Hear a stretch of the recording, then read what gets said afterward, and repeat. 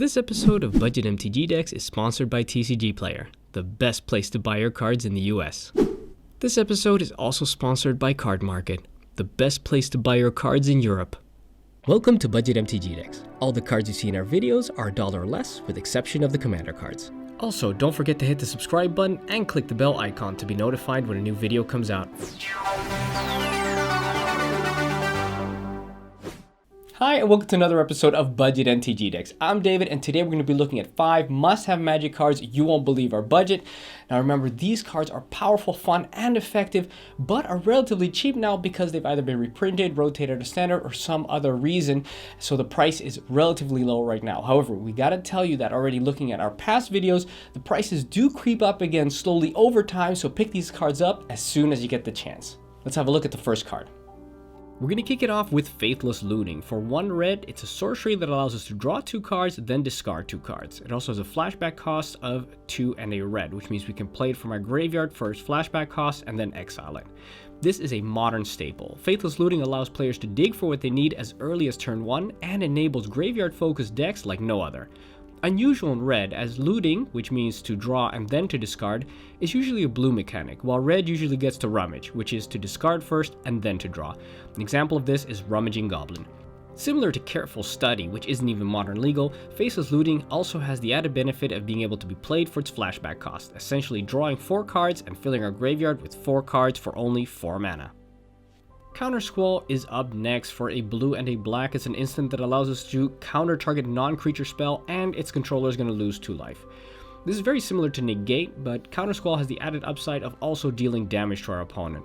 For commander players, this extra life loss might seem negligible, but when we really want to be protecting our game plan, we'll want as many Negate type cards as possible, so we might want to include this and also Dovin's Veto if we're in the right colors. We are so happy to see Fecundity on this list. For 2 and a green, we get an enchantment that states that whenever a creature dies, that creature's controller may draw a card. It's similar to Dark Prophecy, but without the triple black requirement and the life loss.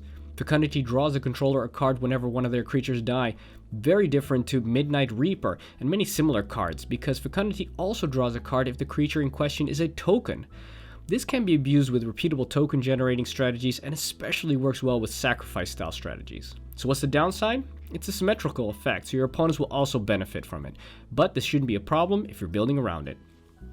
Sangromancer costs 2 and 2 black, so for 4 mana we get a 3/3 flying vampire shaman, and it states that whenever a creature an opponent controls dies, you may gain 3 life, and whenever an opponent discards a card, you may also gain 3 life. We're now moving from killing our own creatures for value to killing our opponent's creatures for value. Sangromancer can gain us a butt ton of life over the course of a game.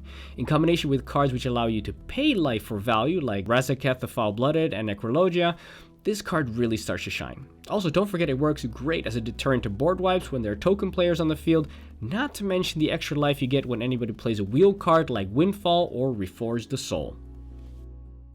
And finally, we have Emeria Angel for 2 and 2 white, so for 4 mana we get a 3/3 flying angel. This card has landfall, which means that whenever a land enters the battlefield under our control, we're going to create a 1/1 bird creature token with flying. Similar to Rampaging Balos, which has been a commander staple for many years and has been affordable due to its many printings, Emeria Angel, however, was first printed in Zendikar and only recently received a reprint in Iconic Masters. Especially strong in land-based decks like Karametra God of Harvests, Emeria Angel will do well in any white weenies or artifact-based strategy deck. Remember that sack lands like Evolving Wilds and bounce lands like Orzhov Basilica will get you extra value from this powerful angel. Well, those are 5 must-have Magic cards you won't believe are budget. Remember, these cards do go back up over time, so make sure you pick them up as soon as you can if you want to be playing with these cards. If you're going to do that and you want to help out the channel, consider using the link in the description below. Thank you very much for watching. I'm David. This was Budget MTG Decks. Find all the cards discussed in this video in the description below. Also, show you're a fan of the channel by rocking this awesome Budget MTG Decks merchandise. This show was made possible by the support of our loyal patrons. Head on over to patreon.com/budgetmtgdecks and donate as little as $1 per month.